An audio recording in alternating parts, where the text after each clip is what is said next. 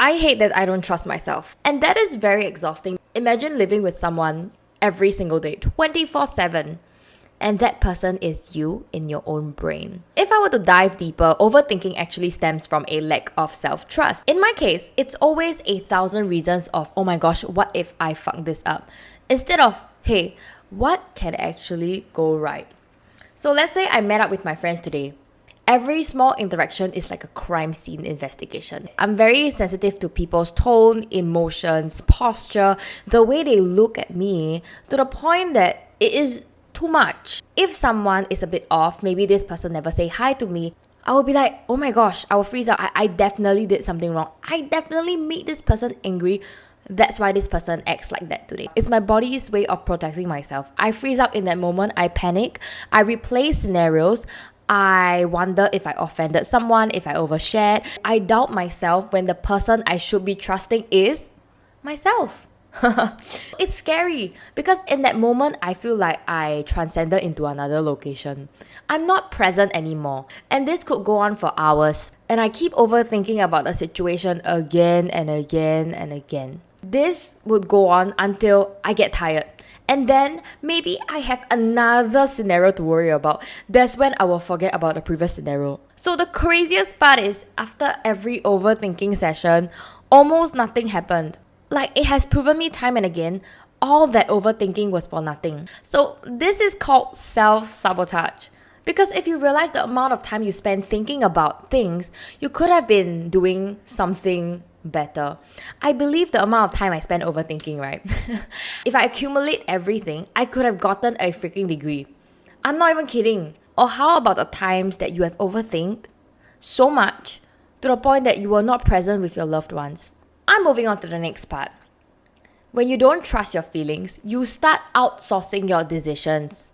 I'm known for not taking my friends' advices, I change my mind every 30 minutes. When someone tells me A, I do B. When someone tells me to don't do B, I do B. So all this stems from a lack of self-trust, or maybe I just don't know how to listen. Maybe I'm just Gen Z. But the main factor of it all is overthinking the worst case scenarios about something that will potentially not happen. For example, today I stand up for myself and I'm like, yeah, I ate that. I did so well. I finally stood up for myself. The next moment, I'll be like, no, wait, maybe I was wrong. I will shrink myself because I doubt myself and I doubt myself that I was correct. I will ask 5 people the same question. Was I too harsh? Was I dramatic? Was I valid? Did I overreact? At this point, it's not even asking for advice if you realize. It's asking for validation and the permission to feel a certain way. It's so crazy because I literally need a whole BTS squad behind me to what? Approve my emotions. I should learn how to go through it myself, no? Let's say someone did me wrong in a friendship, did me dirty in a friendship, and I'm really angry. I go and ask another friend. Let's call this friend Felicia. So I tell Felicia about how I feel. And then she tells me, hey, it's not that bad. First of all, Felicia did not go through what I go through.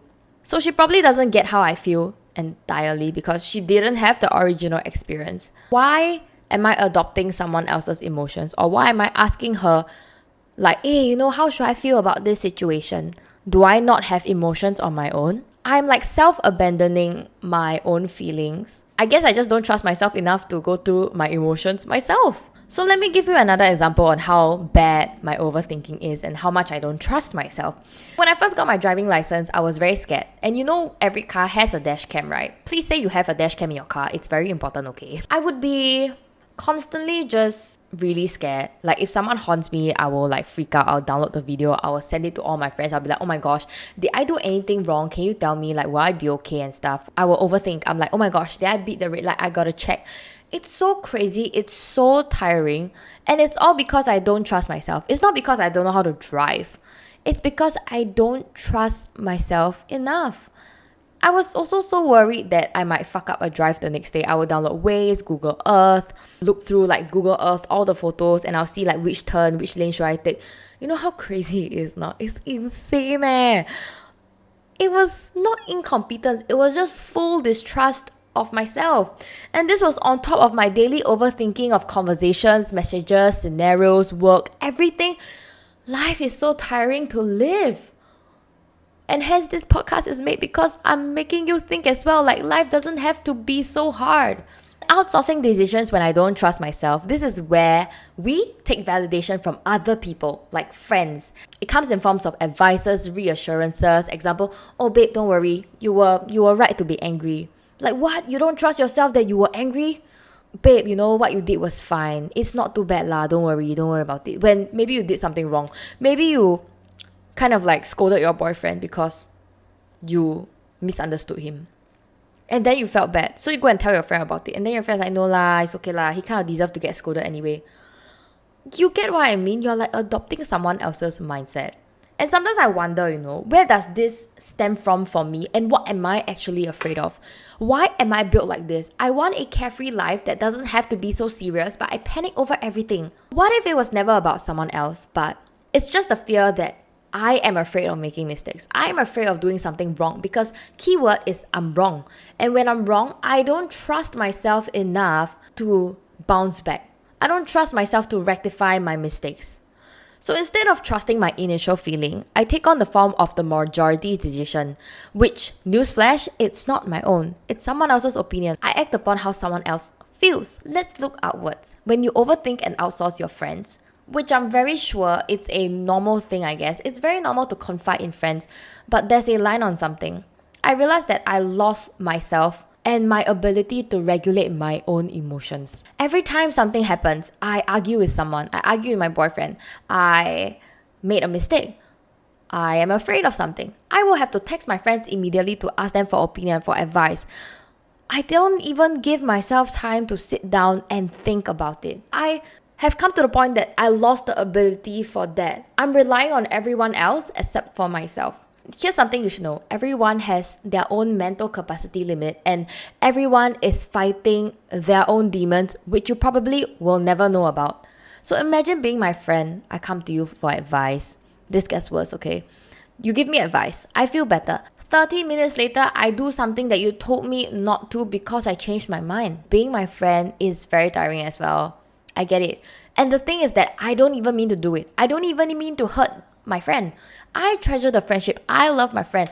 I did not even mean to act against her. It was just because I don't trust my original judgment, and through the process of this, I tire my friends out, and even worse, I lose friendships. Technically, I can't blame them because everyone has their right to set their own boundary. And everyone's basic boundary is to probably be like cutting themselves out from negative energy that will make their life even more tiring. I shouldn't get angry that this person unfriended me because I was being too tiring. So people go on now and new friends are being formed, and it's a loop again because new friends, you learn to emotionally rely on them and you get reassurance from them. And the reassurance you get is called borrowed certainty. And borrowed certainty expires and the next spiral comes. It's a never-ending loop. TLDR, not only are you affecting yourself in this situation, you are also affecting the people around you. What am I learning here? By the way, I'm still going through this on my own, so just so you know, I'm not perfect yet. I'm not saying this because like, oh my god, I learned it, you should do this. We are learning together. So when you don't trust yourself, you don't stand firm, you bend. You adopt someone else's opinion and you lose your own boundaries. You let your anger shrink because someone said, it's not that deep. And then you start regretting that you did not stand up for yourself and you get angry with yourself and it continues. And this ends up shaking your core security as a person and you slowly self-abandon. It builds up insecurity and it shows. And in fact, I am an insecure person, just so you know. If you can't tell, you probably can tell. Here's the hard truth. If I don't trust myself, what gives other people the cue that they can trust me? When I'm not even sure about who I am, or what my morals are even. Because if I keep retracting my words, if I keep changing my stance, and I change my mind every 30 minutes, how is anyone supposed to feel stable around me? You thought your spiral just affects you, but no, it affects the people around you. After being on this earth for so long and seeing the way it affects my friends, my family, negativity is so contagious and I have to work on it. I have to work on it somehow. So as hypocritical as it sounds, right? I don't want to be someone who exhausts others just because I cannot handle my own emotions. Recently, I've been more intentional about letting my emotions marinate with me, keyword marinate, because instead of picking up my phone every time to text someone when something goes wrong, to ask for opinions, to ask for help, I learned how to sit with it first.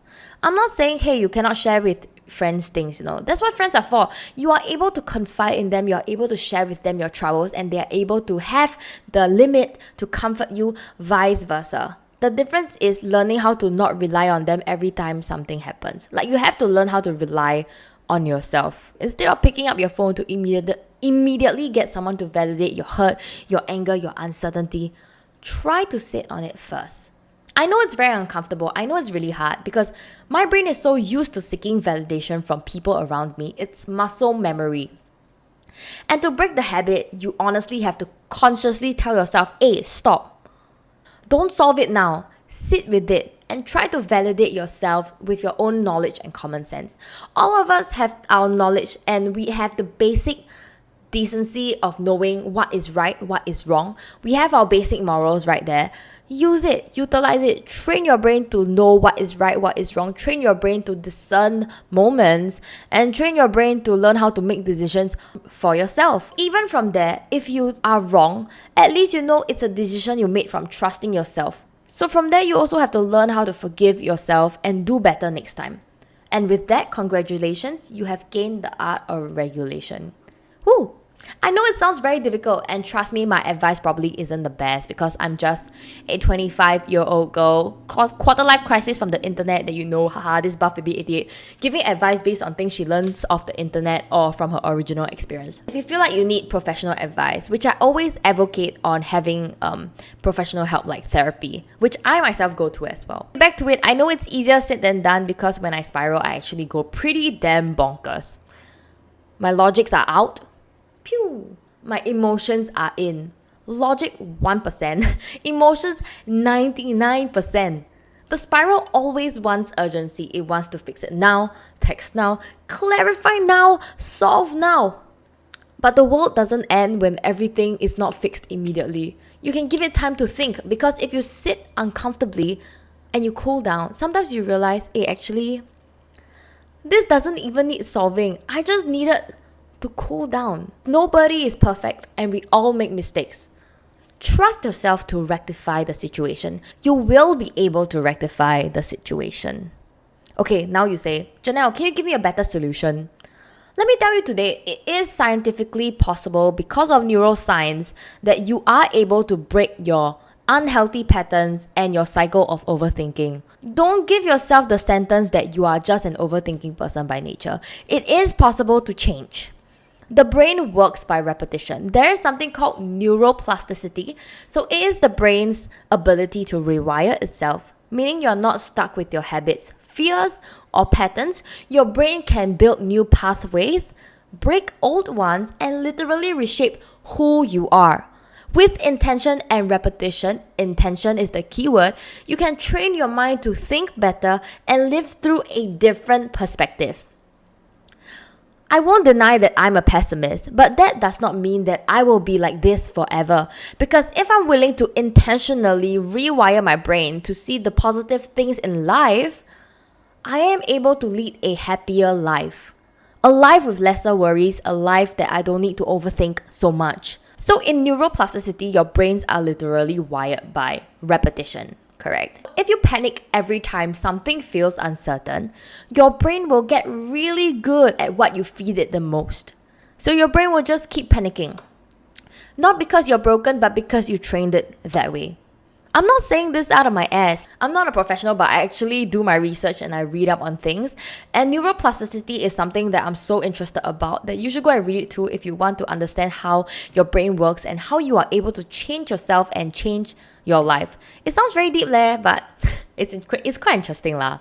In addition to that, it takes about 21 to 30 days to get used to a habit. When you consciously choose to sit instead of spiraling, when you choose to breathe instead of react, this way, you are weakening the panic pathway in your brain and strengthening the regulation pathway.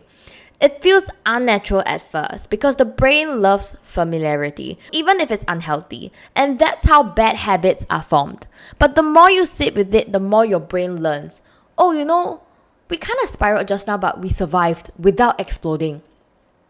And your brain collects evidence on that. And slowly, you react less, panic less, and trust yourself more. Sounds so cool, right? I know. I'm learning as I speak. If you think that I'm shitting my ass, read up about it, go and understand about neuroplasticity. It's something really interesting. Here's where I take social media in. I hate it when social media gives us a united opinion on things. Like, we're also fixated on, oh, this is wrong, this is right. We lose the ability to discern ourselves from our basic knowledge if this is correct or this is wrong. There are so many empowering messages on the internet like, if someone doesn't resonate with you, leave. If someone doesn't resonate with you, they are not your person. It sounds so empowering. True to a certain extent, there is a limit to it. You can't just tell yourself, oh, I'm just like that. Accept me for who I am, if not, go away. You can't, because sometimes if you look inwards, you might realize, shit, the problem is actually myself. If I were to change my outlook on certain things, maybe I become a better person. So look inwards. Don't get me wrong. I'm not saying that these empowering messages online are wrong. I'm saying that you should have the ability to decide for yourself if what you're seeing is something you should be following. Don't just follow the majority of things. To each its own scenario, you know? Back to me. There are so many things about myself, though negative, I am able to break the pattern and I am able to become a better person for myself and the people around me. And this is called looking inwards and having self-awareness. I felt like I exposed myself quite a bit. And I tell you guys I'm insecure. Don't use it against me. But if you relate to any of this, like spiraling, overthinking, reassurance, and changing your mind every 30 minutes, I just want to say this is a journey. And the fact that you're listening here today shows that you probably have some self-awareness, that you know that you have some form of distrust in yourself. Which is great because no one fixes their issues overnight. It's an intentional repetition on wanting to do better, being patient with yourself, that you are able to get better at what you do. Self-awareness is the first step. So I just want to say good job for that, because the fact that you can even recognize, wait, I actually do this means you're not stuck. You are in progress. And you're in a better place because just so you know, some people are so... and you're in a better place because just so you know, some people lack self-awareness lah. Being better at life isn't about never spiraling again. Maybe it's about spiraling lesser and recovering faster and trusting yourself a little bit more each time. So with that, I say, I hope you learn how to stand on your own 2 feet so you don't have to keep shrinking yourself to fit where you were never meant to fold. And I just want to end off this episode by saying thanks for hearing me all the way. If you have any opinions about things, please feel free to let me know what you want me to cover next, or if you feel differently from how I feel. If you think this podcast is something that you don't agree with, comment down below, because I'm always so open to perspectives. Not everyone is the same, and that's why we all think so differently, and that's why so many different opinions exist. I would love to hear how you feel, and let me know if you want me to cover any other topics, and I will see you guys in the next episode. Before I end off, here's some good vibes. Bye!